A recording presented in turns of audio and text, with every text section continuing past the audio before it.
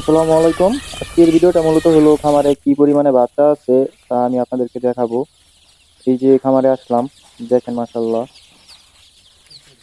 এই যে এইখানে যে বাচ্চাগুলো দেখতে পারতেছেন মাশাআল্লাহ, এই বাচ্চাগুলোর বয়স আজকে 7 দিন বা 8 দিন। কিন্তু এই বাচ্চাগুলোর নিচে যে পেপার দেই, এই পেপার গুলো ছিঁড়ে টুকরা টুকরা করে ফেলে। দেখেন এইখানে প্রায় 100টার মতো বাচ্চা আছে। দুইটা বাচ্চা কম মনে হয় আছে, মানে 98টা বাচ্চা আছে। দেখেন পেপার গুলোর কি অবস্থা করছে। এগুলোর আর পেপার দেবো না, এগুলোর সরাসরি মাটির মধ্যে ছেড়ে দেবো। আর এইখানে দেখেন মাশাআল্লাহ কিছু বাচ্চা আছে, এই বাচ্চাগুলোরে বাইরে প্রাকৃতিক পরিবেশে ছেড়ে দেই।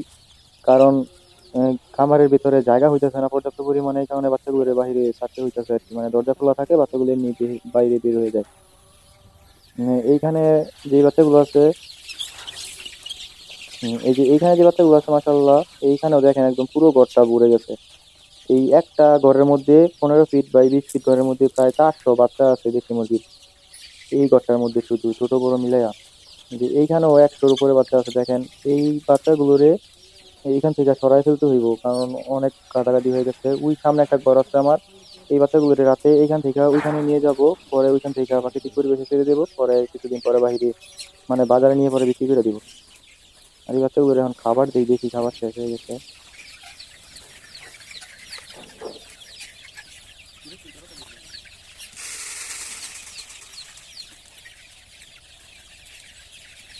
এই খাবার দিয়ে দিতেছি। এখানে 115-20টার মতো বাচ্চা আছে। 3টা খাবার পাত্র, 3টা পানির পাত্র দিয়ে দিচ্ছি।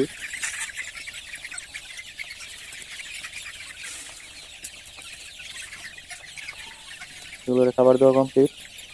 15 ফিট বাই 20 ফিট ঘরের মধ্যে প্রায় 400-র মতো বাচ্চা আছে এখন। আর সামনে যে ঘরটা আছে, ওই ঘরটার মধ্যেও 100-র মতো বাচ্চা আছে। পুরো খামারে এখন 500-র মতো দেশি মুরগির বাচ্চা আছে মাশাআল্লাহ। তো আজকের ভিডিওটা এই পর্যন্তই। সবাই ভালো থাকবেন। আল্লাহ হাফেজ।